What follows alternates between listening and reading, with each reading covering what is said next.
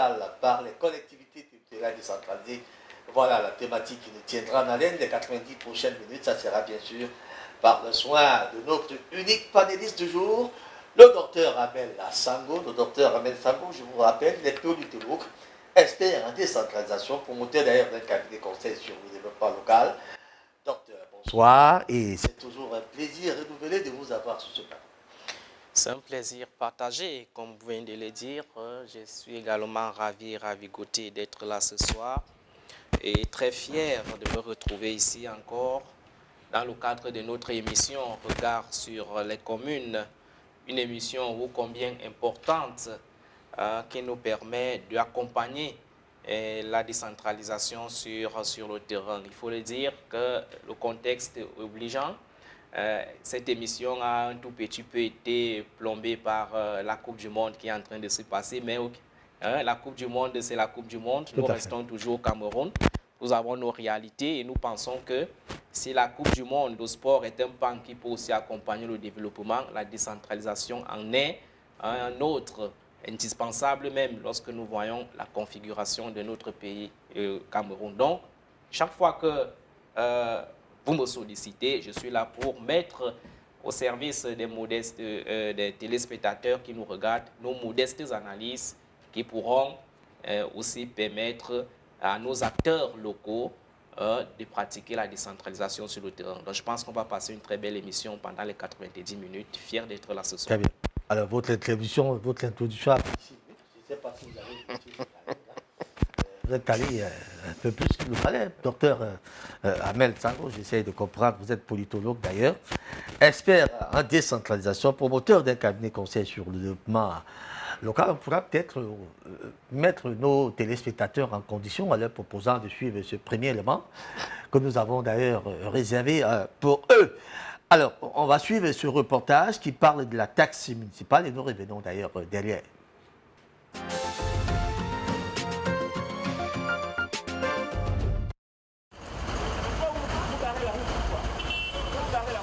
Ensemble avec ses collaborateurs, Jean-François Kando a sillonné quelques établissements placés au centre-ville. Question de les sensibiliser sur le paiement dans un bref délai de la dite taxe. L'avis de passage était ainsi établi afin que chaque opérateur économique se rabatte à la recette municipale pour s'acquitter de cette obligation citoyenne. Cette opération dite de maximisation des recettes municipales durera un peu plus de 40 jours et mettra en mouvement 72 agents municipaux. Aujourd'hui, nous sommes en train de faire le tour de nos concitoyens qui ont des activités économiques pour leur rappeler qu'ils ont une obligation vis-à-vis de la mairie, celle de payer les taxes que nous avons instituées par délibération ou par la loi. Comme vous l'avez pu le constater, nous passons de boutique en boutique pour déposer ce qu'on appelle les avis de passage. C'est un document qui permet au contribuable de savoir qu'il doit payer X francs à la mairie et nous lui avons donné une semaine pour s'exécuter avant que les sanctions prévues par les textes en vigueur puissent s'appliquer. En organisant la campagne de recouvrement des taxes municipales, le premier citoyen de la ville entend vraisemblablement augmenter les recettes pour financer le développement urbain. Les contribuables doivent se mettre à contribution, pense-t-il. Un bon citoyen, qu'il soit contribuable, qu'il soit citoyen ordinaire, doit savoir qu'il a une obligation vis-à-vis de la collectivité. Et donc aujourd'hui, on ne peut pas penser que la mairie peut comme ça trouver de l'argent pour construire les routes. Il n'y a que par ce mécanisme que vous voyez aujourd'hui que la mairie trouvera de l'argent pour essayer de répondre aux besoins de plus en plus importants et pressants de nos populations. Donc les contribuables doivent comprendre qu'ils sont là dans un devoir civique et ce devoir civique commande que nous fassions un peu de sacrifice. C'est pourquoi vous avez vu que le bureau exécutif, moi, le premier vice-président et les autres membres du bureau exécutif, nous avons pensé donner un signal aux contribuables pour dire que nous avons vraiment besoin d'eux et qu'eux aussi doivent nous aider à faire de telle sorte que la ville soit construite. Quand vous avez contribué, vous êtes en droit de poser la question « Que fait-on de mon argent ?» À ce moment-là, nous pouvons répondre. Mais si vous ne cotisez pas, ne demandez rien à la collectivité parce que vous n'avez rien donné et la collectivité n'a pas les moyens pour faire. Donc c'est ce que nous sommes en train de rechercher. Nous cherchons la collaboration de nos opérateurs économiques pour qu'ils participent au développement de la ville. Ainsi, la fiscalité locale est l'une des principales ressources de fonctionnement du budget local de la mairie de Pointe-Noire.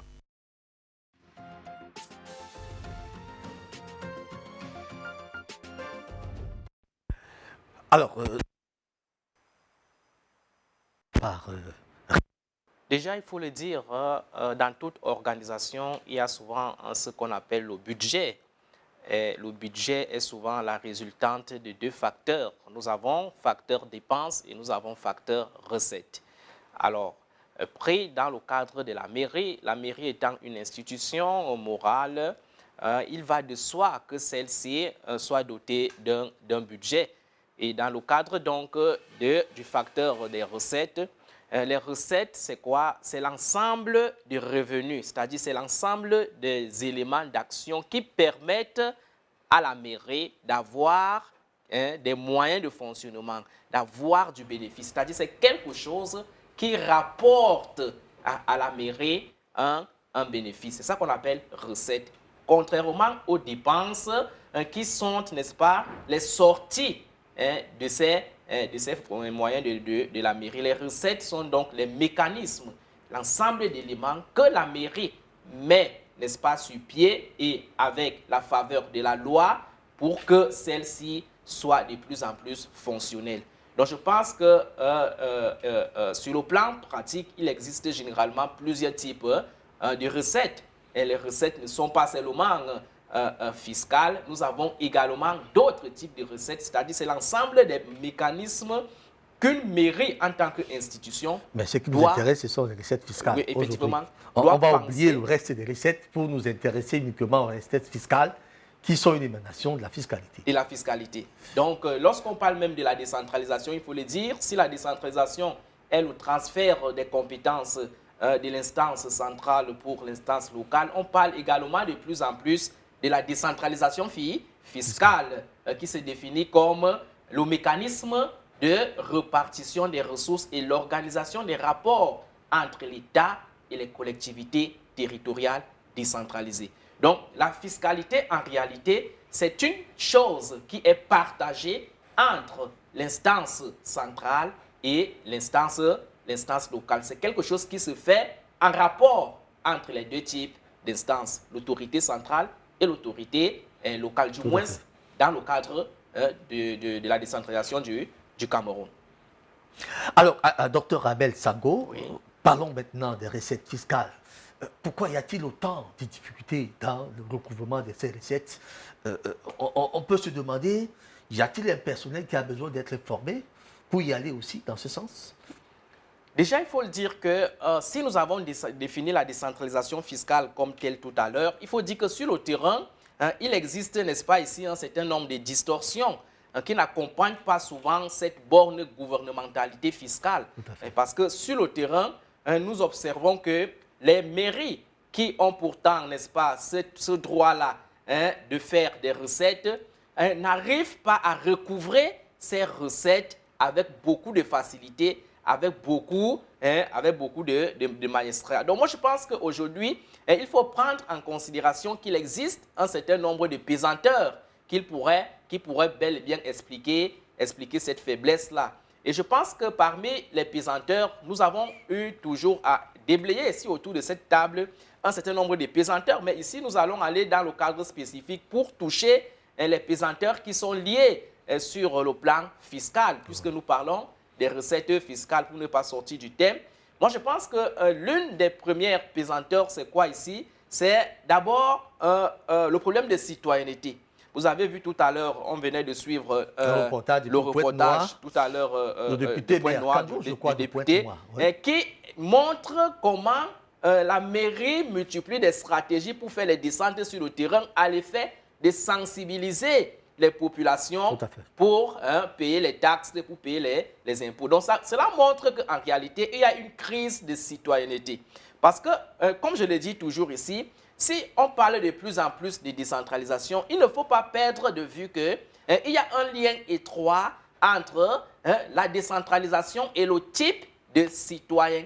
Parce que la décentralisation ne se fait pas ex nihilo.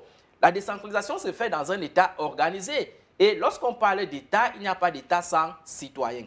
Pour qu'un État soit fonctionnel ou encore une collectivité territoriale décentralisée soit fonctionnelle, il faudrait que le citoyen soit conscient de ses droits, mais aussi et surtout de ses devoirs. Alors, premier pesanteur, la sensibilisation. La sensibilisation.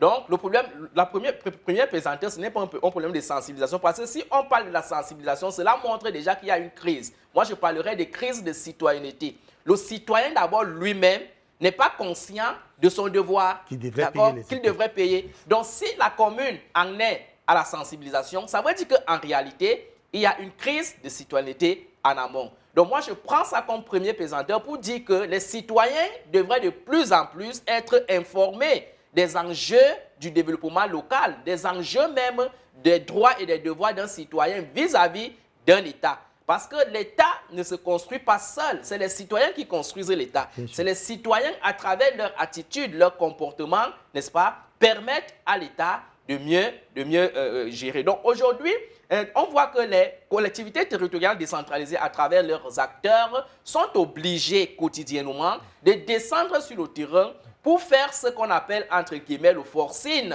C'est-à-dire, pour les citoyens lambda, il faut comprendre que la pensée, la conception de la taxe et de l'impôt est une conception beaucoup plus militaire. Pour eux, l'impôt n'est pas quelque chose de normal. Pour eux, l'impôt serait une façon, n'est-ce pas, un instrument utilisé par l'État pour les spolier, pour les exploiter. Et il faut donc dire que si les citoyens en sont à ce niveau-là, il y a aussi un certain nombre de choses qui peuvent leur pousser à penser de cette façon-là. Parce que du côté également du gouvernant ou du côté des acteurs, du développement local, c'est-à-dire les mairies également, il faut dire que parfois, leur pratique peut aussi amener les citoyens à penser que l'impôt ne sert à rien.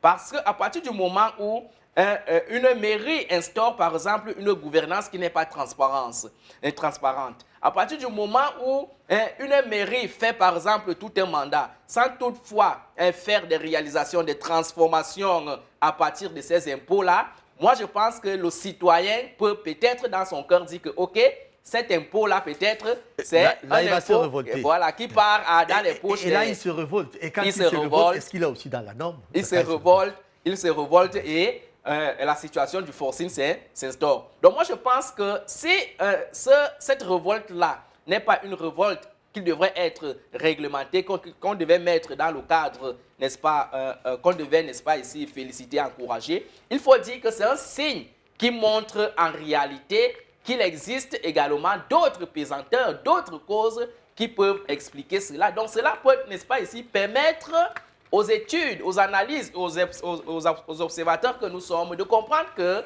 les collectivités territoriales décentralisées également ont leur part de responsabilité. Donc je pense que les responsabilités restent partagées. Alors, on va peut-être y arriver sur les responsabilités des collectivités territoriales décentralisées. Rentrons d'ailleurs dans le cadre de ce reportage que nous avons vu tout à l'heure. Nous avons constaté qu'il y avait un problème et qu'il y avait forcément, à côté de la sensibilisation, la méthode, l'approche. Lui, il a décidé d'aller auprès des contribuables, leur dire ce que c'est d'ailleurs l'impôt, à quoi ça sert, pourquoi ils doivent payer la fiscalité, à quoi ça devrait servir. Et c'est pour ça qu'il chute en disant que mais, si vous ne payez rien, la mairie n'aura rien et par conséquent n'attendez à rien. Je crois qu'il a dit tout à l'heure. Alors, Amel, est-ce que ça, ce ne sont pas aussi des procédés qui manquent beaucoup à nos collectivités territoriales décentralisées? Il y a des gens qui viennent juste s'asseoir et ils vous disent, OK, allez faire le recouvrement. Nos citoyens n'ont-ils pas besoin de savoir ce que c'est d'ailleurs cette fiscalité? Pourquoi devraient-ils payer la fiscalité et à quoi devrait servir cette fiscalité? Absolument, c'est le droit fondamental du citoyen. Dans un État démocratique, dans une transparence qui se veut, n'est-ce pas, effective, le citoyen a le droit de demander les comptes à son dirigeant, à son gouvernant. Je pense que c'est un principe plus que normal. Mais vous voyez donc que dans le contexte parfois de nos pays africains et au Cameroun par exemple en particulier, il arrive souvent que le gouvernant également ne s'inscrive pas dans cette logique. Le gouvernant ne considère même pas que s'il est là, il est là parce que le citoyen est là. Tout à fait. Donc la pratique même parfois de nos gouvernants qui, une fois arrivés à la tête de ces institutions, coupent le cordon, la liaison qui les unit avec le citoyen, peut aussi révolter le citoyen, peut aussi amener le citoyen à observer un certain nombre de pratiques qui ne faciliteraient pas l'implémentation de la décentralisation sur le terrain. Maintenant, les pratiques telles que nous venons de voir avec l'honorable tout à l'heure, c'est des pratiques normales qu'il faut encourager. Ce n'est pas parce qu'il y a crise qu'on devrait croiser les bras. Moi, je pense que de plus en plus également, il faut organiser ce genre de séances de descente sur le terrain pour sensibiliser et interpeller. Parce que si le citoyen devrait de plus en plus être éclairé, conscient de ses droits et de ses devoirs, il existe également une catégorie de citoyens qui doivent être, n'est-ce pas, sensibilisés quotidiennement. Par exemple, dans cette catégorie de citoyens-là, nous avons nos grands-pères, nos grands-mères qui n'ont pas eu la chance d'aller à l'école, etc. Mais qui sont, effectivement, mais qui sont quotidiennement oppressés par ces taxes-là. Donc moi, je pense que les descentes pourraient, n'est-ce pas, leur permettre, n'est-ce pas, de comprendre que la taxe qu'on vient vous prendre chaque matin, chaque soir, auprès de vos activités agricoles à la maison ou devant vos commerces, c'est des taxes qui doivent servir au développement de votre localité. Donc moi, je pense que c'est des pratiques qu'il faut encourager, qu'il faut, n'est-ce pas, ici, multiplier pour que les collectivités territoriales décentralisées puissent avoir de quoi se développer. Vous savez également qu'il y a également d'autres collectivités territoriales décentralisées qui parfois s'en fichent même de ces recouvrements et attendent plutôt les CAC par exemple, et les dons qui viennent par exemple les 15% que le code des collectivités a concédé à ces collectivités. La dotation et la décentralisation. Effectivement. Donc moi je pense qu'aujourd'hui, lorsqu'on voit une mairie qui descend sur le terrain, cela montre que c'est une mairie qui est de plus en plus consciente, qui veut travailler, qui veut avoir des moyens supplémentaires et suffisants pour penser le développement au niveau de sa localité. Alors, nous rentrons un peu dans un autre cadre, celui que nous avons vu tout à l'heure, toujours en nous inspirant un peu de ce reportage, pour constater aussi, docteur Ahmed Sango, que très vraisemblablement, vous avez des maires qui ne sont même pas connus par leur population. Aussitôt qu'ils arrivent à la mairie, ils font tout un mandat, on ne les voit pas. Et il faut seulement les revoir lorsqu'il faudra venir chercher un autre mandat, dire aux populations que bon voilà, je suis votre maire, je vous ai donné à manger, je vous ai donné à boire. Des situations. Est-ce que de tels comportements également ne sont pas du genre à révolter nos citoyens qui se demandent, mais finalement, j'ai élu un monsieur, chaque matin lorsque je passe, je vois comment les routes sont détruites, je vois la saleté un peu partout, j'arrive dans des marchés, aucun aménagement, et pourtant, tous les jours, ils viennent nous dire, payer les impôts, il faut faire ceci. Autant de pratiques qui mettent peut-être à mal aussi nos citoyens qui pensent que dans ces environnements, ils devaient mieux vivre en versant ces taxes. Je vous ai parlé tout à l'heure que les responsabilités restent partagées. Donc, les mairies, les maires eux-mêmes et les conseillers municipaux eux-mêmes ont une part de responsabilité très énorme. Et je pense que ces pratiques-là, ces attitudes-là, sont des éléments qui participent quotidiennement à plomber la décentralisation au Cameroun. Parce que si aujourd'hui, nous sommes là en train de nous plaindre que la décentralisation n'arrive pas à décoller, à donner les fruits sur le terrain, c'est parce qu'en réalité, il existe un certain nombre d'éléments, de pratiques, de comportements de la part des acteurs qui sont pourtant chargés d'implémenter, de faire décoller cette décentralisation. Vous parlez tout à l'heure d'un cas de maire, d'un maire par exemple, qui n'est pas, n'est-ce pas, proche de sa population. On le voit tout simplement lorsqu'il y a des élections. Et lorsque les élections sont terminées, il repart dans son bureau, il tourne autour de sa chaise et il attend encore 5 ans ou 7 ans pour revenir encore vers ses populations. Donc, c'est également des pratiques qu'il faut dénoncer pour dire que certains acteurs aujourd'hui qui ont la lourde responsabilité de transformer nos localités en implémentant la décentralisation, eux-mêmes ne sont pas de plus en plus conscients ou je dirais sont de mauvaise foi. Parce qu'en réalité, Et c'est des gens qui savent ce qu'ils doivent faire à un certain moment donné. Et parce que ce ne sont pas des enfants qui sont là-bas. Si, par exemple, on peut déplorer le fait qu'un certain n'ont pas, par exemple, la capacité financière, intellectuelle, etc. pour implémenter la décentralisation, la logique voudrait que, en tant qu'adulte, qu'ils s'entourent des bons conseillers techniques pour que la pratique de la décentralisation ne soit pas plombée sur le terrain. Mais je pense qu'ils sont conscients de tout cela. L'enjeu, n'est-ce pas, qui prend le dessus, c'est l'enjeu personnel, c'est l'enjeu de l'enrichissement personnel, c'est l'enjeu, n'est-ce pas, de la patrimonialisation et de la privatisation de la gestion communale. On veut devenir maire parce qu'on veut s'enrichir. On ne veut pas devenir maire parce qu'on a le souci de transformer notre localité. Effectivement, on veut devenir maire parce qu'on veut les honneurs politiques. On veut devenir maire parce que chaque fois qu'on va passer une cérémonie dans la localité, on va prendre les premières positions. C'est de ça qu'il est question. Donc moi je pense qu'on devrait sortir de ce genre de schéma. On devrait sortir de ce genre de schéma pour que, à partir même du choix, des élections même, de la captation du candidat, de la personne qui devrait, n'est-ce pas ici, devenir maire, il faudrait qu'a priori, qu'un certain nombre d'éléments soient observés, qu'ils soient interpellés à ce niveau-là, qu'ils soient soumis à ce qu'on appelle la gare, la gestion axée sur les résultats. On a assez épilogué sur le profil du maire. On ne va pas revenir là aujourd'hui à Dr Abel Sango, même si ce n'est pas exclu du fait que pendant qu'on avance dans le programme et qu'on revienne toujours sur ce profil, parce que lorsqu'on a des maires analphabètes, je veux le dire ici, des maires qui ont de la peine à lire deux phrases en français, à prononcer une seule en anglais, c'est un problème sur lui. D'ailleurs, il y en a dans ce pays qu'on appelle le Cameroun. Nous connaissons très bien où ils sont situés, ces maires. Et c'est ça qui dérange. Alors, je vous suggère également de suivre cet autre élément en guise de reportage qui parle de la taxe numérique. Et nous revenons juste derrière.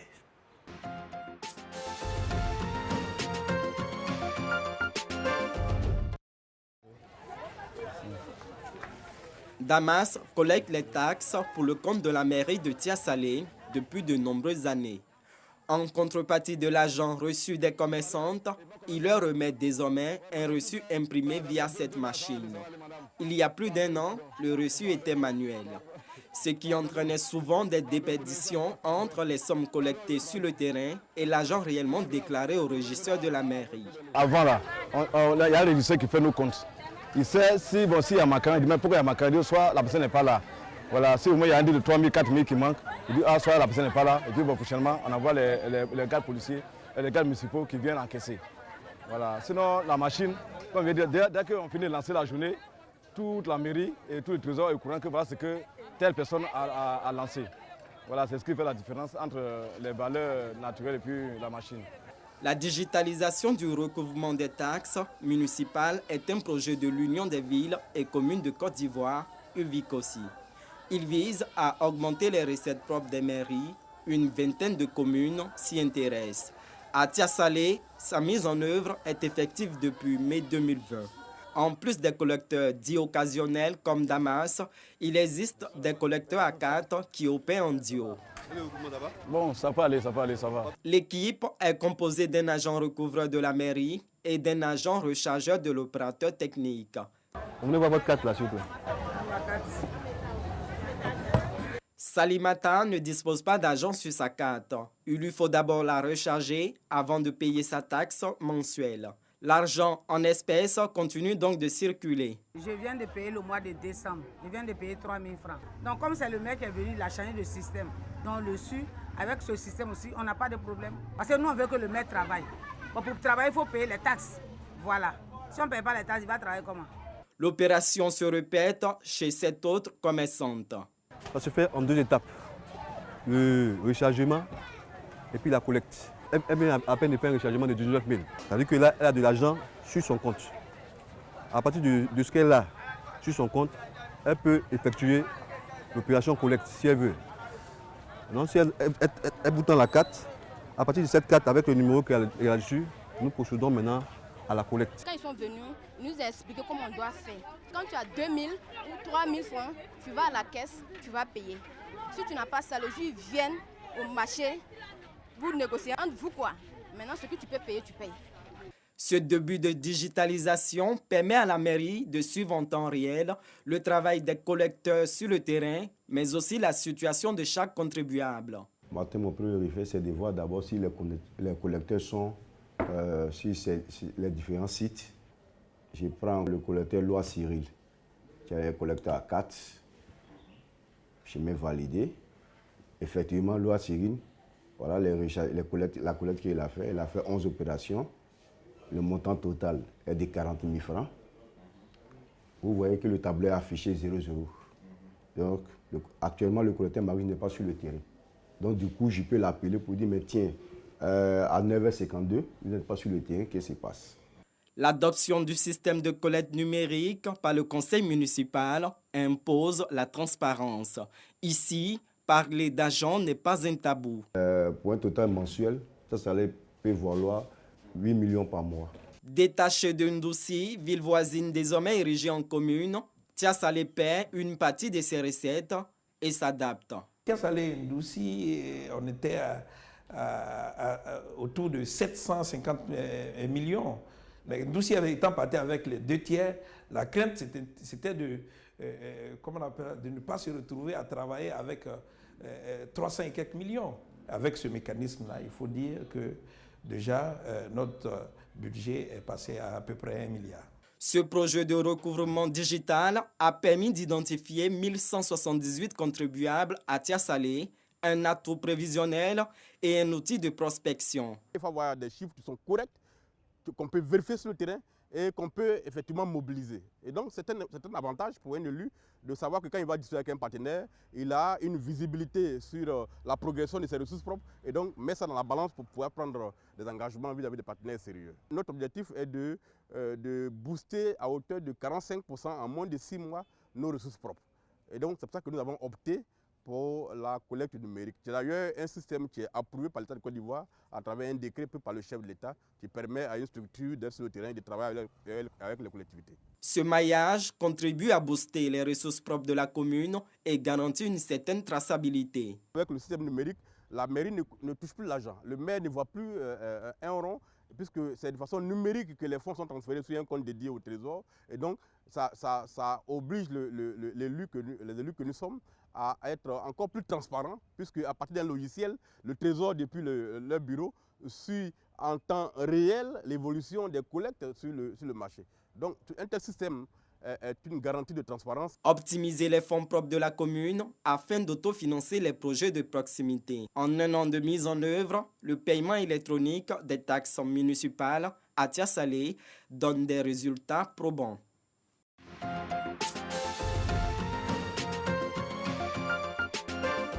Alors, docteur Amel Sango, peut-être avant de revenir sur ce reportage qui parle de la numérisation du fichier du contribuable dans la mairie de Tia Salé, c'est en Côte d'Ivoire, on va quand même constater qu'il y a trop de collecteurs, des agents un peu partout. Ils sont un peu nombreux, c'est-à-dire que l'argent circule encore entre les mains des individus. C'est un véritable danger, ça. Généralement, tout cela n'atterrit pas dans les caisses de la commune. Effectivement, c'est ce que j'appelle souvent dans mes travaux l'embouteillage institutionnel, la gesticulation, n'est-ce pas, gouvernementale. C'est-à-dire, pour faire une chose, on multiplie, n'est-ce pas, la création des institutions qui parfois ne donnent pas le résultat sur le terrain. On nomme des personnes qui, en réalité, ne donnent pas la rentabilité. Donc moi, je pense qu'aujourd'hui, nous sommes dans un contexte où la digitalisation est presque incontournable. La digitalisation s'impose maintenant dans tous les domaines, quelle que soit l'institution. Et cette digitalisation-là permet, n'est-ce pas, de solutionner un certain nombre de problèmes. Par exemple, nous avons le problème de la sécurisation, par exemple, des finances. Parce qu'avec la digitalisation, les personnes ne sont plus en contact direct avec de l'argent. Parce que vous savez que l'argent est le nerf de la guerre. Et vous savez que même si vous êtes parfois animé d'une très bonne conscience, si vous, en fin de journée, vous avez dans vos sacs, par exemple, 10 millions, 15 millions, 16 millions, il y a quelque chose qui va passer dans votre tête et vous serez tenté de dilapider ou alors de distraire l'argent de l'État. Donc moi, je pense qu'en digitalisant, cela permet de sécuriser cet argent-là, de permettre que cet argent qui est recouvré quotidiennement sur le terrain puisse arriver dans les caisses de l'État, n'est-ce pas, dans de très bonnes conditions. Autre élément ou autre atout que nous apporte la digitalisation nous facilite le travail sur le terrain. Avec la digitalisation, ce que 10 personnes, 15 personnes pouvaient faire en un mois, en une journée, la digitalisation nous permet de faire ça en quelques heures. Donc, il y a cette facilité-là que nous apporte la digitalisation. Maintenant, il faut savoir que ce n'est pas parce qu'on parle de machines de digitalisation que tous les problèmes seraient résolus. La digitalisation, c'est la machine et vous savez que c'est l'homme qui a créé la machine. Il peut aussi arriver que cette digitalisation-là ait des limites. C'est pourquoi moi, je proposerais qu'à côté de la digitalisation, que les collectivités territoriales décentralisées activent également un autre élément qui permettrait, n'est-ce pas, à rendre cette digitalisation-là efficace et efficiente. Et je parle, n'est-ce pas, ici,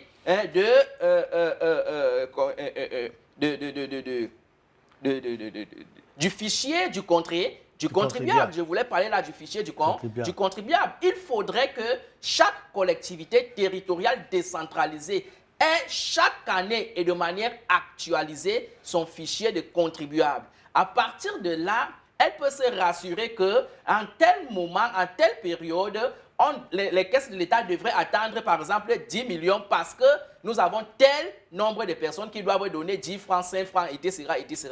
Mais lorsque le fichier du contribuable n'est pas actualisé, la mairie ne connaît pas qui contribue. Il est presque inexistant. Inexistant. Cela rend la gestion opaque, c'est-à-dire la mairie ne peut pas, n'est-ce pas, décider et fixer un budget, n'est-ce pas, très fixe. Un budget, n'est-ce pas, ici, est très compétitif. Donc moi, je pense qu'il y a un certain nombre d'éléments que la mairie devrait faire. Et toujours sur cette digitalisation-là, il y a également quelques limites que je voudrais, n'est-ce pas, ici mettre sur la table en prenant un exemple sur le terrain avec le péage routier. Quand vous prenez votre voiture là pour aller à l'ouest, vous traversez les péages et chaque fois que vous arrivez, vous payez et on vous remet un ticket. Et il faut donc dire que ces tickets-là, parfois, il existe des chauffeurs ou des personnels qui, lorsqu'ils ont payé, ne prennent pas ce ticket-là. Lorsqu'on leur donne le ticket, ils décident qu'ils gardent le ticket. C'est également des mécanismes, des comportements qui n'encouragent pas, qui ne facilitent pas la bonne gouvernance. Parce que ce ticket que tu refuses de prendre, le vendeur de tickets va encore le revendre à une autre personne. Et les 500 là qu'il va prendre ne vont plus entrer dans les caisses de l'État, mais ça va entrer dans la caisse personnelle du vendeur de recettes. Donc moi, je pense qu'on devrait davantage penser une stratégie digitale en amont qui devrait sécuriser tous ces pans-là. Mais du moins, ce qu'on puisse dire, on doit comprendre que la digitalisation aujourd'hui, c'est un outil incontournable que chaque institution, quel que soit le domaine, devrait utiliser pour faire face aux dérives, n'est-ce pas, de corruption, aux dérives, n'est-ce pas, ici, de privatisation et de patrimonialisation. J'ai vécu une expérience dans une commune dans le Logo-Echari, il y a quelques années, où le maire de cette commune, je crois qu'il est même encore en fonction, il n'est pas encore parti, il me disait, mais écoute, mon cher Raoul, j'ai un personnel, ils sont plus de 500 personnes. Alors je me suis demandé quelle est cette commune dans le Logo-Echari qui peut avoir un personnel de plus de 500 personnes. Et j'ai vécu cette expérience lorsque il fallait faire des recouvrements. C'est-à-dire que des gens sortaient des quartiers pour aller faire des recouvrements et puis le soir, ils se retrouvaient chez le maire. Chacun vient lui dire que voilà ce que j'ai fait comme recouvrement. Voilà ce que j'ai fait comme recouvrement. Il prend sa part, il vous donne une petite partie, vous partez avec. Et ça m'a tellement sidéré au point où le receveur, mais je ne sais pas, de l'époque qui n'est plus là-bas, de l'époque s'est demandé, mais écoute, cette pratique-ci, il ne comprend pas à quoi ça sert ce type de pratique. Il a voulu du sur le ton et c'est à Kousseri qu'il a reçu un appel en lui disant, mais monsieur, vraiment, tel que ça se passe, c'est ça. laisser ça comme c'est, ne touchez vraiment pas. Laissez, c'est comme ça que ça doit se passer. Le monsieur disait maintenant que ok, moi je porte l'argent du maire, même quand le CAC sortait, il partait prendre le CAC, il venait le mettre au maire, il rentrait chez lui à Kousseri, calmement. Il y a donc des pratiques de ce genre. C'est-à-dire on multiplie de gens dans le recouvrement et chacun vient vous rendre compte individuellement. Et c'est-à-dire le receveur municipal qui doit gérer cette assiette-là n'y est plus pour rien, on n'est même plus au courant de lui. Et je revois encore quand il y a les paiements des salaires, lorsqu'ils entendent que les CAC sont sortis, parce que c'est là où tout le monde s'agite. Ils viennent avec des bouts de papier. Vous avez tué un bout de papier, c'est écrit 25 000 francs. Vous le mettez ça au respect. Il vous demande que mais c'est pourquoi que le maire a dit qu'il vient chercher mon salaire. 25 000. Mais c'est des choses réelles. Nous vous disons, c'est des choses qu'on peut vérifier. Je ne sais pas si entre-temps ça s'est arrêté, mais je vous dis ce que j'ai vécu en personne. Et ce genre de choses-là, c'est quand même surprenant de constater qu'on peut encore s'amuser comme ça avec l'argent public, qu'on peut encore s'amuser de cette manière avec l'argent public. Alors, c'est pour ça que je posais tout à l'heure ce problème. Est-ce que le trop-plein de collecteurs là n'est pas fait à dessein? Est-ce que les maires n'aiment pas ça? Parce que justement, quelque part, non seulement ça brouille les cartes, mais ça les permet, eux, de jouer les jeux. C'est un problème du point de vue managérial, parce qu'il faut le dire, hein, des études ont été faites là-dessus pour démontrer qu'en réalité, la compétitivité et la rentabilité, dans un contexte marqué par la mondialisation et par les nouveaux outils de l'information et de la communication, ne nécessite pas toujours la masse. Tout à fait, ne nécessite pas toujours la pluralité. Donc aujourd'hui, vous allez vous rendre compte que des gens qui sont parfois animés par des enjeux, des intérêts autres que l'intérêt qui devrait, n'est-ce pas, être, n'est-ce pas, sauvegardé, construisent savamment des systèmes, mettent sur pied des systèmes hors normes, des systèmes spécifiques, particuliers, qui c'est-à-dire des systèmes qu'on ne peut pas retrouver dans une autre commune. Vous allez vous rendre compte que si vous faites 3 communes, vous n'allez pas trouver, n'est-ce pas, ici, institutionnalisé un système normal de recouvrement des recettes, par exemple. Chaque mairie a ses stratégies, chaque mairie a son système. Et vous allez vous rendre donc compte que cette dissymétrie des systèmes en fonction des mairies participe, n'est-ce pas, de la recherche des intérêts des gouvernants de l'instance. C'est-à-dire, lorsque quelqu'un vient, il vient avec son groupe, avec son staff, il instaure son système qui va leur permettre ou lui permettre de rentrer en possession de son argent qu'il aurait peut-être dépensé pour acquérir ce pouvoir-là. Donc, c'est des choses qu'il faut dénoncer. Vous êtes journaliste et vous venez de relater là un fait, n'est-ce pas, réel, que les téléspectateurs peuvent vérifier et que nous vivons quotidiennement. Donc, nous ne sommes pas ici pour invectiver les gens. Nous ne sommes pas ici pour faire des analyses en supportant les uns au détriment des autres. Nous sommes ici, c'est pour que la décentralisation puisse être effective. Donc, nous venons ici pour déblayer, mettre, n'est-ce pas, ici, aux yeux des dirigeants, des décideurs, des acteurs locaux, des obstacles qui annihilent la véritable implémentation de la décentralisation sur le terrain. Donc, il faut donc comprendre que, Raoul, la multiplication de collecteurs, lorsqu'on les déverse dans les marchés, ils viennent avec les t-shirts mairie, commune, municipale, etc. Tout cela, c'est de la gesticulation. Il n'y a rien de compétitivité, il n'y a rien de rentabilité là-dedans. Donc, il faudrait que les mairies se conforment aux exigences de la normalité. Il est important que nos mairies deviennent des véritables institutions. C'est-à-dire, tout doit être objectif. On doit avoir des instruments de contrôle qui doivent permettre aux citoyens lambda de contrôler son gouvernant. Ces éléments-là peuvent être, n'est-ce pas, mis sur pied si la volonté politique y est. Donc, ce n'est pas des choses qu'on peut, n'est-ce pas, ici créer, ce n'est pas des miracles, du miracle. Si les pays occidentaux aujourd'hui sont développés, ce n'est pas parce qu'ils ont fait de la magie, c'est parce qu'à un certain moment donné, le citoyen a compris la responsabilité qui est la sienne, le gouvernant a compris ce que lui, il devrait faire pour que son État se développe. Il est donc important que, de notre côté au Cameroun, que cela soit ainsi, que le citoyen, n'est-ce pas, ici, soit conscient du rôle qui est le sien, de la fonction qu'il occupe pour qu'au demeurant, notre pays devienne aussi un jour émergent. Tout à fait. Vous allez comprendre, même certains Béli, ils ont institutionnalisé, ou je ne sais pas, ils ont instauré ce qu'ils ont appelé des primes aux meilleurs collecteurs. Ça veut dire qu'on vous dit que le meilleur collecteur a telle prime. On vous dit donc, OK, volez moins.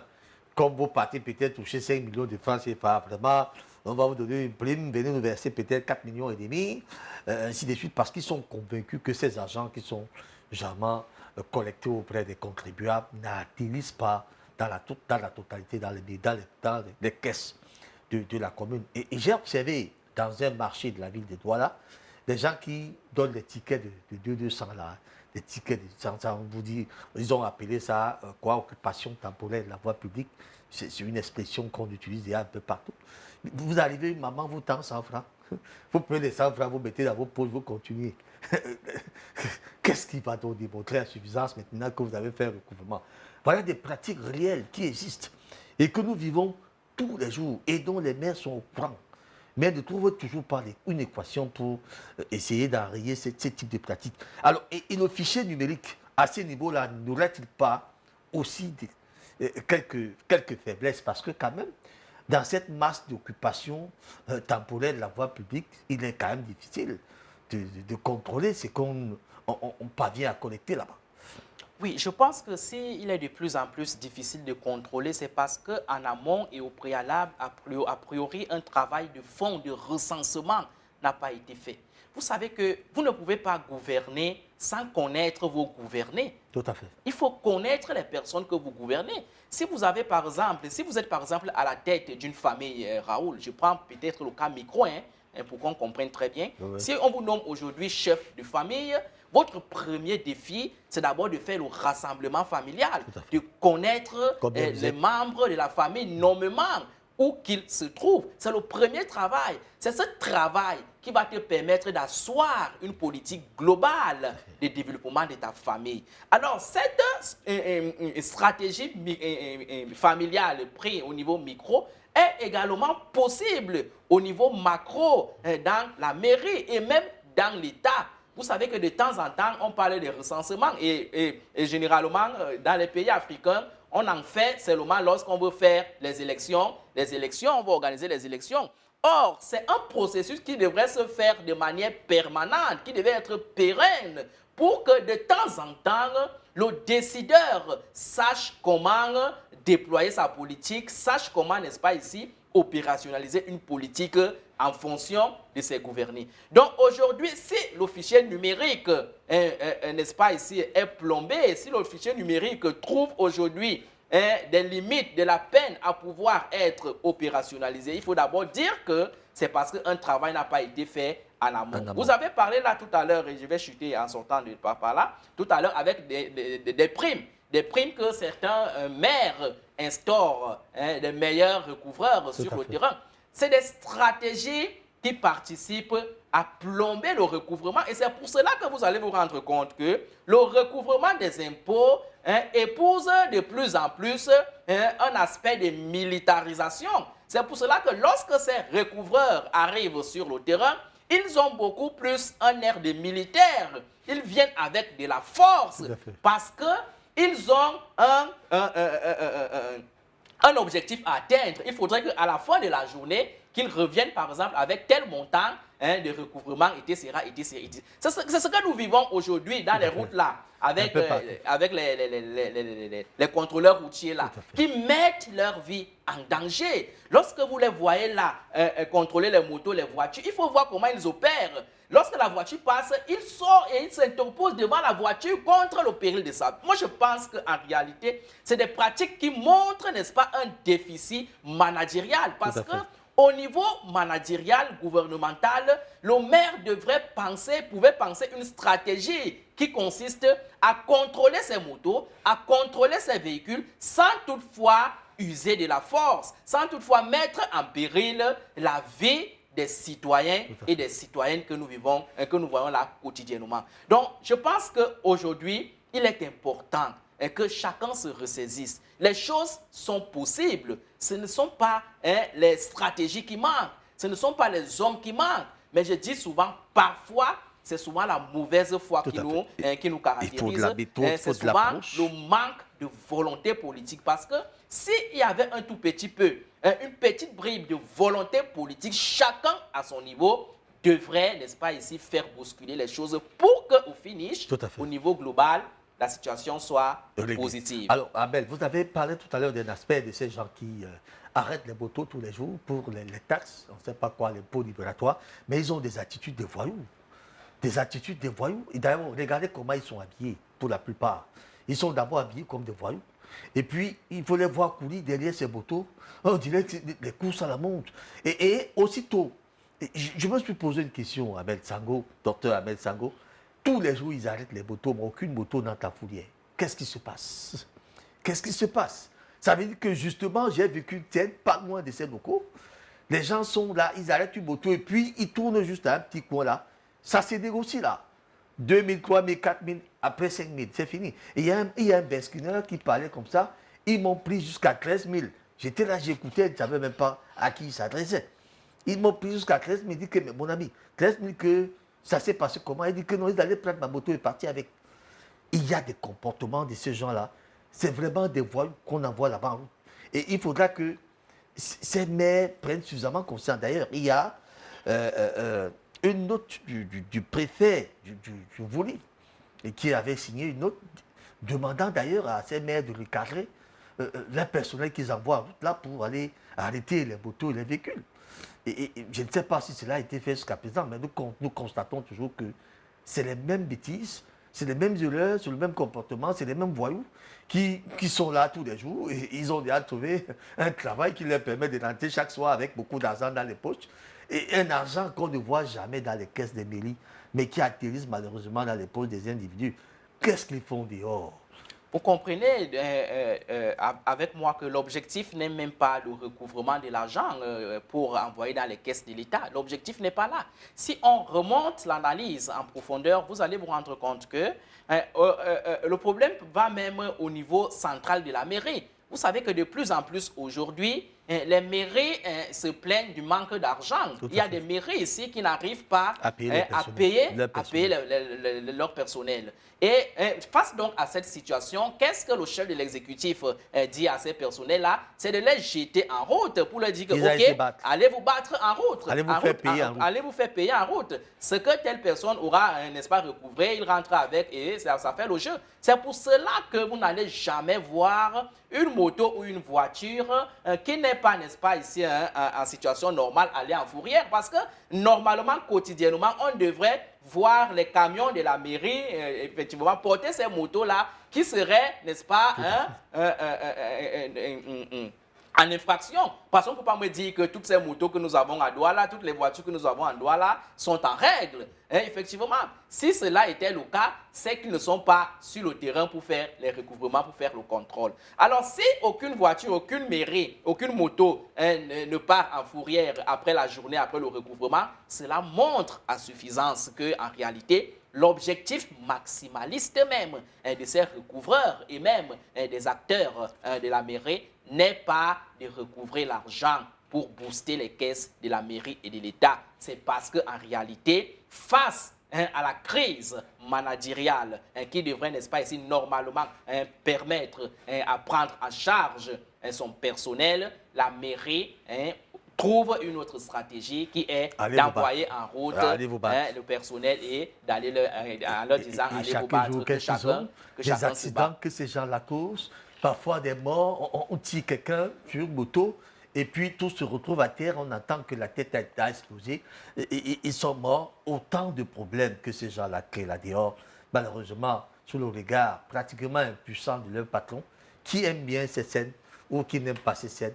Mais nous constatons que c'est des scènes que nous vivons malheureusement tous les jours. Docteur Amel Sango, c'est une brèche qu'il fallait vraiment ouvrir pour que les gens soient suffisamment sensibilisés sur ce qui se passe là dehors et que ces maires qui ont cette responsabilité de discipliner tout de même leur personnel le fassent avant que le pire n'arrive. On va demander à notre ami Alfred.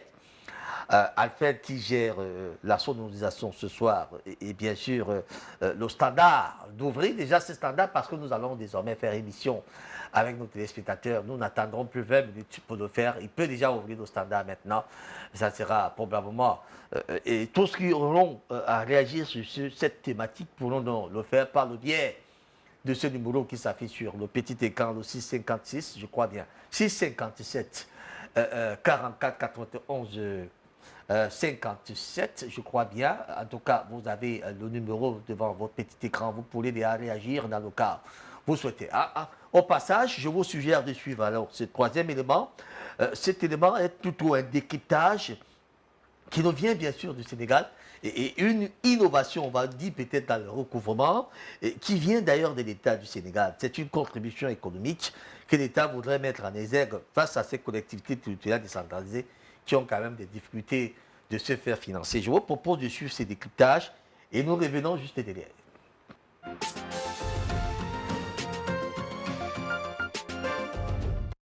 Comme nous l'avons dit, le Sénégal a opté pour une politique de décentralisation avancée. Le président Macky Sall a conçu l'acte 3 de la décentralisation. Cet acte 3 doit être accompagné par un certain nombre de réformes allant dans le sens du renforcement des collectivités territoriales, notamment leur renforcement au plan financier.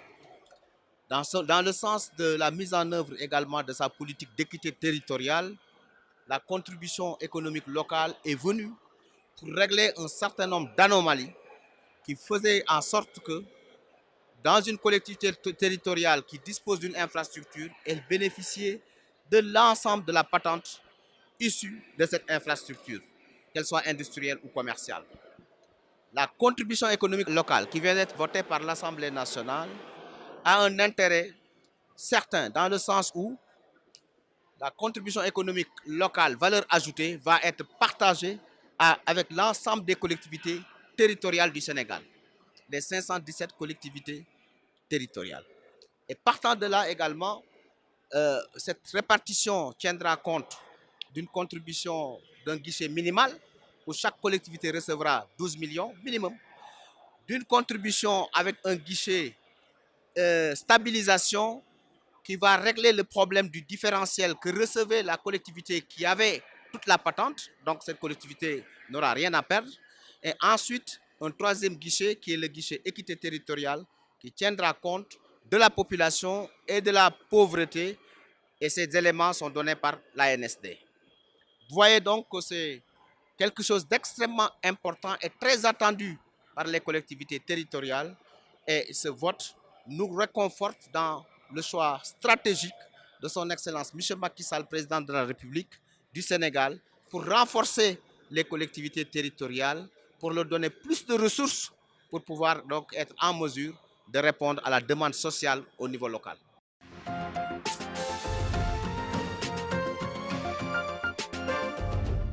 On va dire que c'est une innovation, peut-être un coup de pouce que l'État voudrait donner ainsi aux collectivités territoriales décentralisées qui, il faut dire au Sénégal, la décentralisation est à son acte 3. C'est quand même très avancé ça. Oui, comparativement au Cameroun, je pense que le Sénégal est un peu avancé dans ce processus de décentralisation. Et je pense que, comme je vous ai dit, ce n'est pas parce que le Sénégal fait des miracles, ce n'est pas parce que le Sénégal a des moyens que le Cameroun n'en a pas. C'est parce qu'à un certain moment donné, le Sénégal a compris que la décentralisation, c'était quelque chose qui était incontournable et c'était un instrument qui devrait permettre à leur pays de se développer. Donc, la volonté politique est déjà en train de prendre de la mayonnaise du côté du Sénégal. Conséquence, les fruits se perçoivent au niveau du terrain. Vous savez, il y a deux types de recouvrement des recettes. Lorsqu'on parle de la fiscalité locale ou alors nationale d'un État, il y a souvent deux types de recouvrement. Et je pense que le deuxième type est souvent résiduel. Parce que lorsque le premier type a été bien opéré, on en arrive difficilement au deuxième type. Et nous avons deux types. Le premier type, c'est le recouvrement à l'amiable. Le recouvrement à l'amiable, c'est un recouvrement qui se fait de manière automatique lorsque tout a été organisé, lorsque un État est, n'est-ce pas, bien organisé. Parce qu'en réalité, lorsqu'il y a, n'est-ce pas, ce qu'on appelle la bonne gouvernance, lorsque l'État est un État de droit, cela impacte positivement sur la fiscalité et sur les autres domaines de la République. Les études ont, par exemple, été faites là-dessus pour montrer qu'en réalité, le comportement fiscal non coopératif de chaque collectivité territoriale décentralisée entraîne généralement des externalités négatives qui se manifestent au niveau des collectivités territoriales décentralisées et au niveau de la population. Ça veut dire que quoi? Le fait de ne pas coopérer entre, le fait de ne pas avoir une coopération entre l'État et le citoyen, c'est-à-dire, autrement dit, le contribuable, cela est un problème, est un handicap, est une entrave qui cause des situations négatives sur le bon fonctionnement de la collectivité territoriale décentralisée et même et surtout sur l'impact sur les populations. Donc nous avons ce genre de situation qu'on devrait prendre en considération pour dire que le recouvrement des impôts devrait de plus en plus être quelque chose amiable, amical, coopérative entre l'État et le citoyen. Ça ne devrait plus être une guerre parce que lorsqu'on voit, n'est-ce pas, l'aspect guerrière, militaire du recouvrement de ces impôts-là, cela montre qu'un travail n'a pas été fait, en amont. Autre chose également qu'on devrait mettre en actif, prendre en considération pour rester toujours dans le cadre du recouvrement amiable, c'est l'état de droit.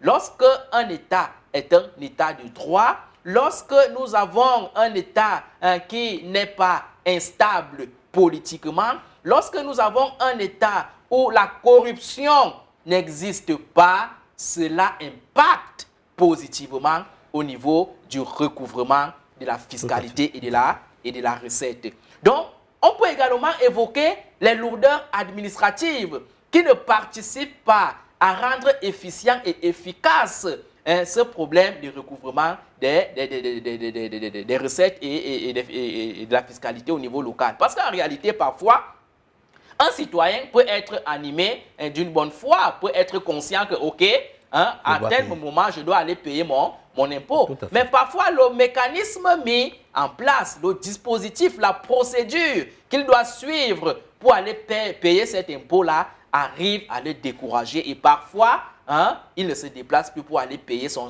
impôt. Donc, on demande ici à ce que la simplification des règles de procédure soit émise, soit automatique. C'est un élément qui permet de booster le recouvrement amiable des impôts. Donc, à côté du recouvrement amiable, comme je vous ai annoncé des types, nous avons le recouvrement, n'est-ce pas ici, contentieux. Le recouvrement contentieux qui est la conséquence, n'est-ce pas, de la non-effectivité du recouvrement amiable. Parce que lorsqu'on tombe dans le contentieux, ça veut dire qu'au niveau amiable, ça n'a pas marché. Le contentieux, donc, prend sa place, utilise des moyens de l'État, répressifs de l'État, pour forcer maintenant, obliger maintenant le citoyen lambda à se débarrasser de son impôt, à payer son impôt. Donc, vous voyez donc que dans un État qui se veut normal, vous avez pris le cas du Sénégal tout à l'heure, il faut dire que même sur le plan de la démocratie, c'est vrai, on peut encore épiloguer là-dessus, mais si on reste sur le plan de la démocratie occidentale telle qu'elle est conçue et telle qu'on cherche à nous imposer quotidiennement, vous allez vous rendre compte que le Sénégal est un peu avancé en termes de processus démocratiques dans cette Afrique subsaharienne. Il n'est que normal que cette habitude-là, cette pratique démocratique-là ait des conséquences au niveau des collectivités territoriales décentralisées et au niveau de la décentralisation. Donc, il est important pour que chaque État en Afrique aujourd'hui et fondamentalement le Cameroun s'approprie ce genre de pratique. Je viens de vous dire que ce n'est pas de la magie, ce n'est pas du miracle, c'est tout simplement des stratégies, des petites actions qu'on peut poser quotidiennement, qu'on peut expérimenter et cela va donner les résultats positifs sur le terrain.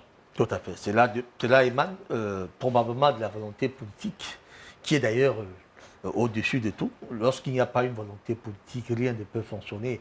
Et si la volonté politique s'implémente humblement, nous pensons que les choses peuvent être mieux. Alors, on va suivre cet autre décryptage. Maintenant, évoquant la recette fiscale. Ce décryptage fait d'ailleurs preuve d'une thèse soutenue par un jeune qui essaye d'expliquer le bien fondé de sa thèse dans cette petite minute que je vais vous suggérer de suivre avec beaucoup d'attention. Nous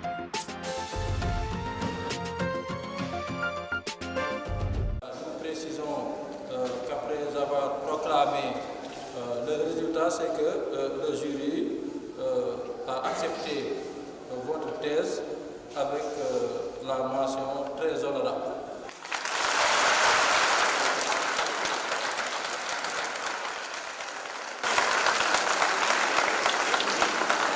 La fiscalisation du secteur informel doit passer par un certain nombre de mesures que nous avons eu à identifier et à développer dans le cadre de cette thèse-là, notamment par la mise en place des politiques fiscales de contrôle, de lutte contre la corruption, mais aussi d'application des pénalités. Il faudra aussi aller dans un sens de la formalisation du secteur informel. Donc, en encadrant ce secteur informel-là, pour pouvoir accroître la productivité et générer des revenus afin de les fiscaliser dans le temps. Donc, il faut mettre en place les mesures de politique fiscale, mais en même temps, il faudra accompagner par une politique de formalisation. L'État est dans un contexte de recherche d'accroissement des recettes fiscales. Donc, on a aussi comme objectif la réduction du déficit budgétaire. Et comme il existe une niche au niveau du secteur informel, nous pensons que, en fait, en appréhendant cette niche-là, on peut augmenter les recettes fiscales tirées du secteur. Le secteur informel est en croissance. Donc ça montre que ça prend de l'ampleur et de plus en plus c'est important. Et ce secteur-là, on a montré que ce secteur-là impacte la production nationale, notamment dans le PIB, dans la création de richesses. C'est d'ailleurs la raison pour laquelle nous pensons qu'il faut le fiscaliser après, parce qu'il y a des revenus qui sont générés. Maintenant, comment y aller pour ne pas décourager aussi ces entreprises-là? C'est là où la question que nous avons tenté de répondre. L'État a mis en place des mesures pour pouvoir fiscaliser le secteur informel. Il y a la contribution globale unique, la CGI qui permet d'appréhender les recettes fiscales de ces entreprises-là. Maintenant, c'est dans la mise en œuvre qu'il y a eu des difficultés, parce que le secteur informel n'est pas facile d'appréhender. Mais des efforts doivent être mis en œuvre pour pouvoir appréhender ça. C'est des entreprises d'abord qui sont difficiles à localiser. Assez souvent, les entreprises du secteur informel n'ont pas un local fixe. Donc pour l'État, c'est difficile de les repérer. Du coup, ils peuvent échapper à l'administration fiscale. Mais en les formalisant, en créant des marchés de recasement, en les identifiant, on peut arriver à les appréhender. Donc c'est un secteur qui peut concurrencer le secteur formel. Donc pour plus d'équité, il faut fiscaliser les entreprises du secteur informel, mais sans pour autant décourager ces entreprises-là dans la production. Docteur Ahmed Sango, un secteur informel qu'il faudra peut-être penser fiscaliser aussi. On parle de la fiscalisation du secteur informel, qui est bel et bien logé dans les collectivités territoriales décentralisées. Ils sont nombreux qui font dans ce secteur informel dont on ne parvient pas à canaliser l'apport réel dans le développement, je voudrais dire dans les économies même de ces collectivités territoriales décentralisées. Ça pose un problème réel. N'y a-t-il pas un moyen maintenant de cadrer bien ce secteur informel, comme on voit peut-être avec le mototaxi, hein? Vous savez que le développement d'un pays comme d'une localité ne se fait pas de manière ex nihilo. C'est un développement qui prend en compte son environnement économique, sociétal, culturel, etc. C'est pour cela que du côté de l'Occident, l'environnement économique de l'Occident est un environnement économique beaucoup plus industrialisé. C'est un environnement économique qui est fait de ce que nous appelons le secteur formel. En Europe, là-bas, on parle du secteur formel parce que l'environnement est essentiellement un environnement industrialisé. Des grandes industries, des grandes entreprises et des grandes sociétés. Contrairement donc à l'Occident, chez nous en Afrique, notre environnement est un environnement de l'informel, où l'économie est fondée à 95% sur l'informel. Donc cette situation-là devrait, n'est-ce pas ici, être un idéal type d'analyse et de prise de conscience de nos dirigeants pour comprendre qu'en réalité, nos économies se tournent autour du secteur informel. Et de plus en plus, donc, il serait important de penser des politiques fiscales globales qui participeraient également à mettre en place des stratégies de fiscalisation de ces petites entreprises, de ce secteur informel-là. Mais qu'est-ce que nous observons souvent dans nos États? Nous observons généralement que si l'État, n'est-ce pas, vient auprès de ce secteur informel-là, c'est généralement pour les demander des revenus. C'est-à-dire c'est généralement pour recouvrer la recette, pour les opprimer fiscalement.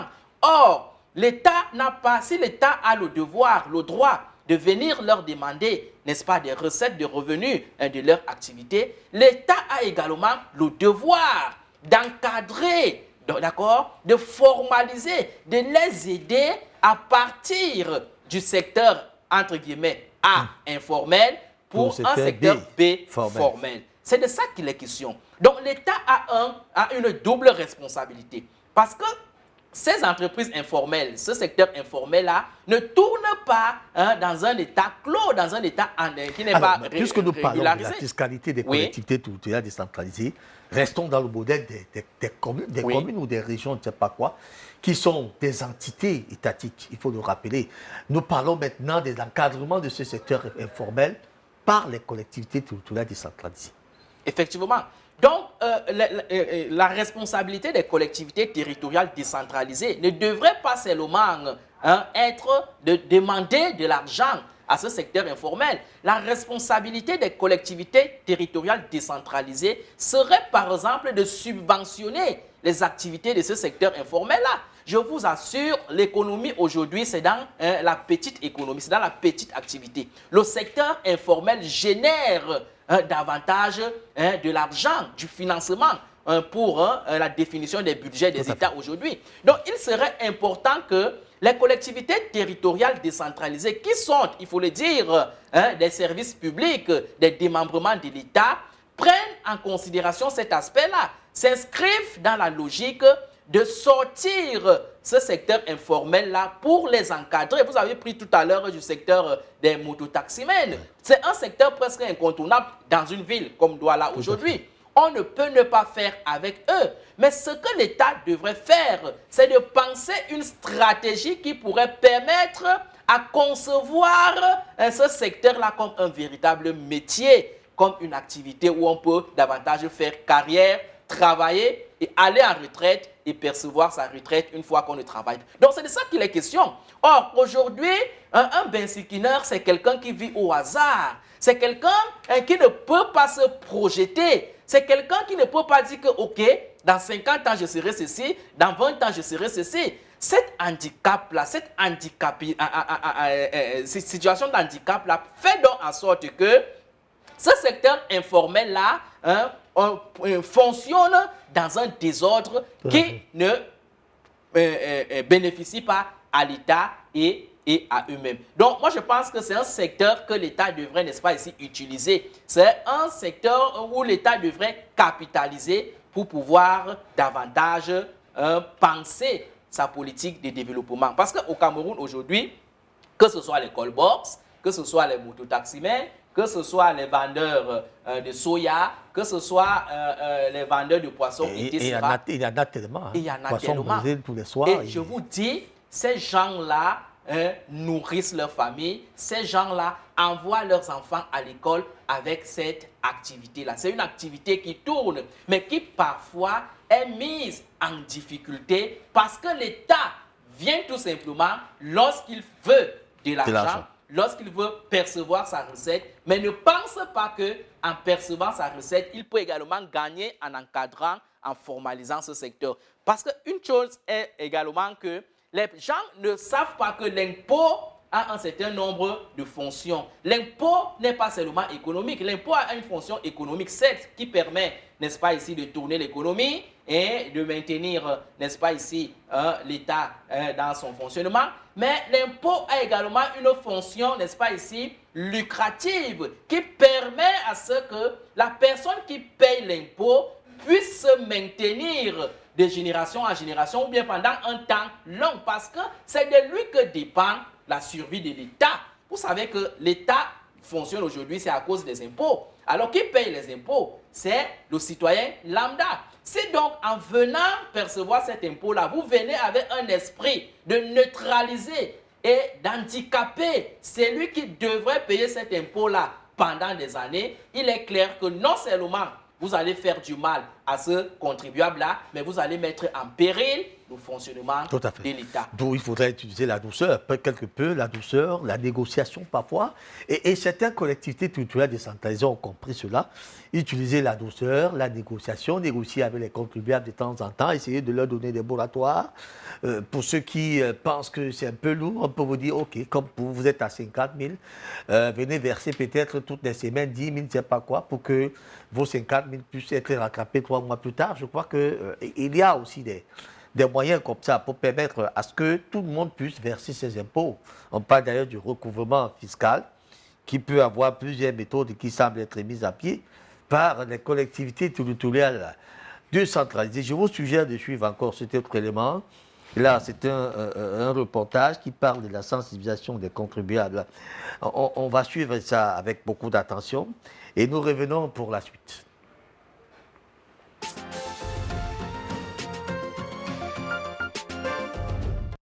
Le directeur général des impôts et des domaines, Ludovic Kitois, a ouvert le 4 octobre à Brazzaville l'atelier de sensibilisation du portail contribuable pour la déclaration et le paiement des impôts et taxes en ligne. Les participants issus des unités de grandes et moyennes entreprises ont été sensibilisés par l'administration des impôts et des domaines à la possibilité de déclarer, payer les impôts et taxes en ligne à partir du portail contribuable. Le chef du projet e-tax a fait la présentation du portail en indiquant comment il fonctionne. L'entreprise, c'est une personne morale. Elle ne peut pas se déplacer pour revenir et faire les déclarations. Donc, il faut désigner un représentant. Le représentant désigné directement, c'est le directeur régional. Mais si le directeur régional ne peut pas faire ses missions, ne peut pas exécuter ses missions, le directeur régional va désigner un mandataire. Et ce mandataire-là, avec son numéro d'identification unique, va donc se connecter. On lui donne un code d'accès. Et une fois qu'il a son code d'accès, il peut déjà accéder au portail, à son espace. Parce que toutes les entreprises doivent avoir des numéros d'identification uniques.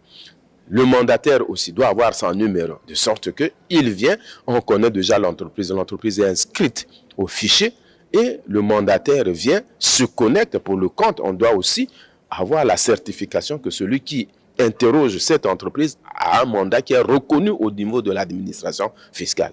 Une fois qu'il a son mandat pour son entreprise, il peut donc faire toutes les déclarations. La déclaration, si vous voulez me demander comment ça se passe, il y a un imprimé. Il y a un imprimé. Vous choisissez l'impôt que vous voulez déclarer, parce que les impôts sont connus.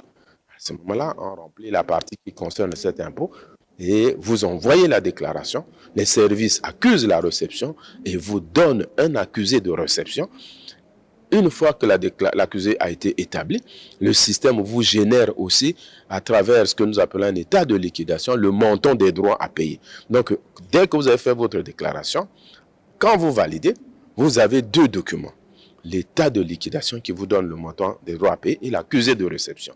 Maintenant, après, si vous avez ces documents, vous passez au paiement. Le paiement, vous venez sur place ou encore vous pouvez utiliser ce qu'on va démontrer tout à l'heure là, c'est-à-dire à travers une plateforme qu'on appelle ePay, à laquelle on a déjà reçu la banque postale, on va bientôt recevoir BGFI. À ce moment-là, si vous avez des comptes dans ces banques-là, vous pouvez donc procéder par le paiement. Le paiement, c'est quoi? Vous avez votre compte, vous donnez l'ordre à cette plateforme-là de payer le montant qui vous a été indiqué à travers l'état de liquidation. Le directeur général des impôts et des domaines a fait savoir que la sensibilisation des contribuables les encouragera à opter pour le paiement des taxes et impôts via le portail e-tax. L'intérêt de cette solution pour l'ensemble des acteurs n'est plus à démontrer, en ce sens qu'elle favorise l'instauration de téléprocédures de déclaration et du paiement des impôts et taxes, la consultation des dossiers sur le portail contribuable,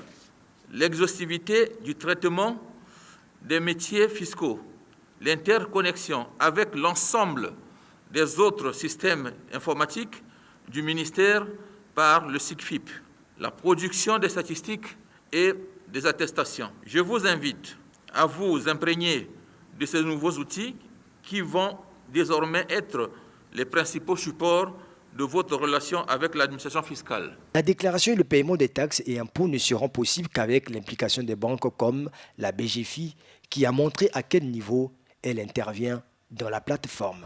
Au niveau de ePay, toutes les informations renseignées sur eTax sont enregistrées sur ePay. Et une fois que c'est transmis au niveau ePay, l'entreprise va juste renseigner son identifiant bancaire. Une fois renseigné et validé, l'information est orientée au niveau de l'application mobile banking. Et l'entreprise saisit juste le mot de passe. Une fois validé, son compte est débité et le compte eTax est crédité. Pour les clients qui n'ont pas de compte à la BGFI, ils peuvent utiliser la partie mobile money. Et au niveau de la partie mobile money, la compagnie de téléphonie mobile MTN, qui propose des solutions de paiement en ligne, a été aussi mise à contribution pour l'optimisation du fonctionnement du paiement des taxes et impôts. MTN vous fournit la connexion Internet qui vous permet de vous connecter sur la plateforme ePay qui vous permet de déclarer vos impôts et taxes. Après la déclaration de vos taxes, MTN vous facilite pour le paiement de vos taxes à partir du service MTN Mobile Money. Pour payer les taxes, il suffit d'aller sur la plateforme eTax qui est disponible en ligne. Et à partir de cette plateforme, vous insérez votre numéro MTN, vous insérez votre numéro de paiement et ça va générer une demande de paiement sur votre téléphone que vous allez recevoir en notification et SMS. Le portail eTax facilitera la tâche aux utilisateurs de gagner en temps dans le paiement des taxes fiscales. Alors, Abel, on a comme impression que les services des impôts prennent le dessus sur les collectivités territoriales décentralisées qui ont également un service de recouvrement. Il y a d'ailleurs certains TAS qui sont malheureusement ou heureusement recouvrés par les impôts avant d'être reversés aux collectivités territoriales décentralisées. Est-ce que cette brouille-là, en principe, ne fragilise pas aussi ces collectivités territoriales décentralisées qui devraient être tout à fait autonomes dans la collecte de leur assiette fiscale? Effectivement, ce dualisme-là, cette dualité fiscale-là qu'on retrouve aujourd'hui dans le processus de décentralisation, du moins dans la gouvernance au Cameroun, est un des éléments qui vient encore retarder le décollage de la décentralisation.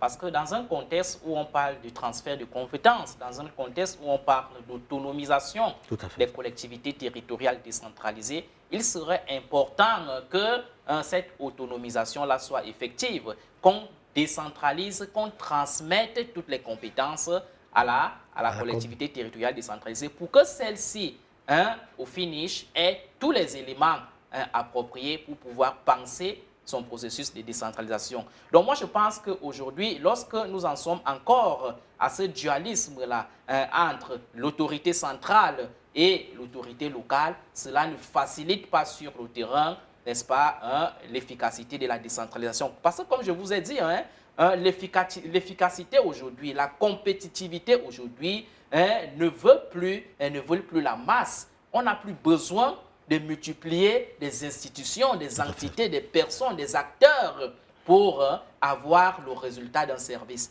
Donc je pense qu'aujourd'hui, on devrait séparer ces deux pans-là. Parce que vous savez qu'un des éléments également, ce qu'on appelle l'unicité des caisses de l'État, c'est également un problème qui ne favorise pas la décentralisation. Donc moi je pense qu'aujourd'hui, si vous pouvez permettre qu'on esquisse un peu un certain nombre de solutions pour que ce problème de recouvrement soit de plus en plus efficace et efficient, moi je dirais qu'il serait important que dans les jours à venir, et je pense qu'au Cameroun, on a déjà expérimenté même ce que je veux proposer là dessus, c'est-à-dire qu'on mette sur pied une plateforme de concertation entre les communes et les contribuables. Parce qu'au niveau central, cela est déjà effectif. Parce que vous savez qu'aujourd'hui, lorsque vous voulez payer vos impôts, vous n'êtes plus obligé de vous diriger vers le centre des impôts. Vous partez sur le site, à travers votre numéro de contribuable, vous payez ce que vous avez à payer. Vous partez tout simplement au niveau du centre des impôts lorsqu'il faut remplir les formalités administratives et tout ça. Mais tout se passe maintenant au niveau numérique. Et je pense que ce système-là, qui est expérimenté au niveau macro, peut être également expérimenté au niveau micro si et seulement si les communes mettent sur pied une plateforme de concertation qui va leur permettre d'être reliés et d'être, n'est-ce pas, ici en liaison de temps en temps avec leurs contribuables. Et jusqu'ici, une telle plateforme n'existe pas. On doit également penser, Raoul, à la mise sur pied d'un tableau de bord du potentiel fiscal. Il y a également à la création d'un outil d'identification et de localisation. Il faudrait qu'on pense à un système qui permettra aux collectivités territoriales décentralisées d'identifier leurs contribuables de manière personnelle, nommément, savoir que dans tel quartier, j'ai tel nombre de contribuables, celui-ci s'appelle comme ça, celui-là s'appelle comme ça, et cela va permettre, n'est-ce pas, aux collectivités territoriales d'être, n'est-ce pas, efficaces dans leur processus de recouvrement. On doit également penser à une méthode de fidélisation et de contrôle de l'évolution de l'assiette.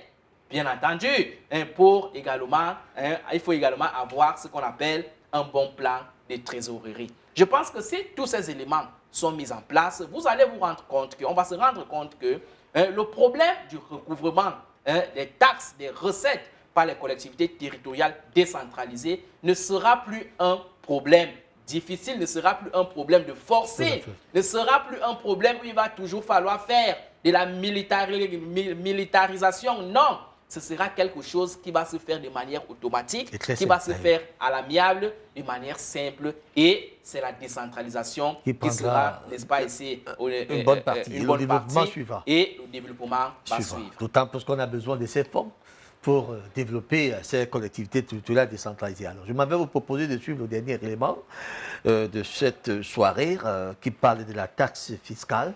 Et je vous propose de suivre ça avec beaucoup d'attention. Nous revenons pour les conclusions.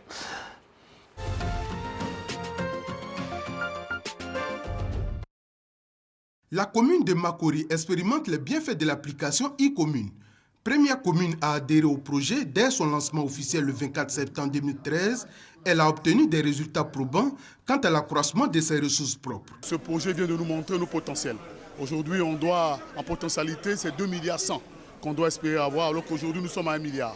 Donc, il y a un gap très important, il y a un travail à faire, nous allons nous y mettre pour que dans les prochains budgets, ce gap soit rattrapé pour le bonheur de nos populations. Pour y arriver, il a fallu sensibiliser les contribuables, former et encadrer 50 jeunes de la commune de Makori à l'application e-commune pour être des relais sur le terrain, collecter et traiter tous les plans de lotissement disponibles en vue de la mise à jour du plan de la ville. Ainsi, la commune de Makori compte à ce jour 13 696 contribuables avec un potentiel mobilisable de 2 160 820 000 francs CFA au titre des ressources propres. Le maire a voulu vraiment être avant-gardiste. Il a vraiment accepté dès les premières heures de participer à ce projet et de nous supporter. Et le résultat que nous donnons aujourd'hui, c'est à la grande satisfaction du CNTG. Au vu de ces résultats, l'application e-commune se présente comme un outil innovant pour le développement des communes. Nous, en tant qu'outil opérationnel entre les mains du ministre, nous allons les accompagner les maires dans cette révolution. Parce qu'il s'agit d'une révolution qui permet d'aller traquer le contribuable là où il se trouve, pour que le peu qu'il a, il puisse donner à la collectivité, que la collectivité puisse aussi l'utiliser à de bonnes fins. Rappelons que e-commune est une application accessible sur Internet qui aide les communes à la maîtrise de leurs ressources propres. Alors, docteur Abel-Sango, l'expérience de la commune de Makori n'est pas très différente de ce que vous disiez il y a un instant. Maîtriser le fichier contribuable, essayer de créer un lien pour vous permettre de maîtriser les entrées et les sorties. Là, quand même, avec cette application e-commune, cette commune a évolué. Effectivement. Et vous venez de voir qu'avec l'expérimentation de cette méthode-là, cette commune-là a permis d'augmenter son taux de recouvrement. C'est-à-dire qu'ils sont passés d'un nombre inférieur à un nombre supérieur en vertu de cette technique-là. Donc, moi, je pense que nous ne venons pas ici pour faire de la propagande. Nous ne sommes pas des politiciens pour venir faire de la propagande politique ici. Nous venons tout simplement proposer des solutions qui permettraient à tout acteur local de faire booster le développement de sa localité. Donc, il serait important que les communes travaillent dans ce sens. Les communes expérimentent, même si c'est pour un certain temps, les modestes analyses que nous faisons ici, parce que cela ne consistera pas à nous rendre riches. Non, on ne demande pas de l'argent, mais on leur demande tout simplement d'expérimenter, même si c'est à 15%, ce que nous faisons ici quotidiennement comme analyse. Et eux-mêmes, ils verront que ça va donner les fruits, ça va donner les résultats. Le cas de la commune dont vient de faire par le reportage de Bakouri nous montre, n'est-ce pas, à suffisance, n'est-ce pas, cette réalité-là.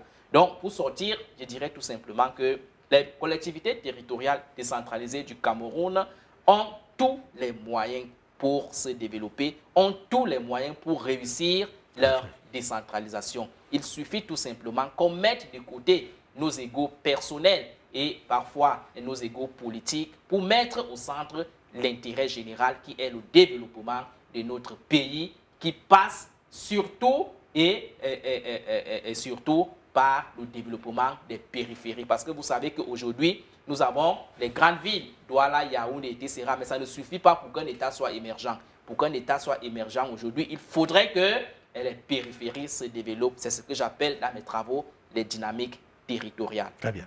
Les dynamiques territoriales. Nous parlions ce soir, Regard sur les communes s'intéressait à la problématique du recouvrement des recettes fiscales par les collectivités territoriales décentralisées. Nous espérons vous avoir donné de la matière à nos chers maires pour leur permettre tout au moins de se mettre à musique et pourquoi pas renflouer davantage les caisses et pousser le développement là où il doit être pour que les populations se sentent à l'aise. Je voudrais dire de mieux en mieux. Merci à vous, docteur Amel Sango. Je rappelle, docteur Amel Sango est politologue expert en décentralisation, promoteur d'un cabinet conseil sur le développement local. Docteur Amel Sango était notre consultant du jour et comme très souvent, il a répondu à notre invitation.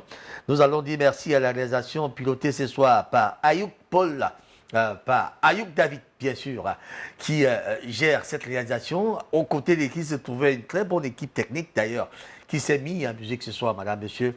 Retrouvez ce programme en rediffusion dès vendredi, dimanche et lundi prochain. Je vous retrouverai certainement mercredi pour une autre édition de Regard sur les communes. D'ici là, donc, portez-vous bien.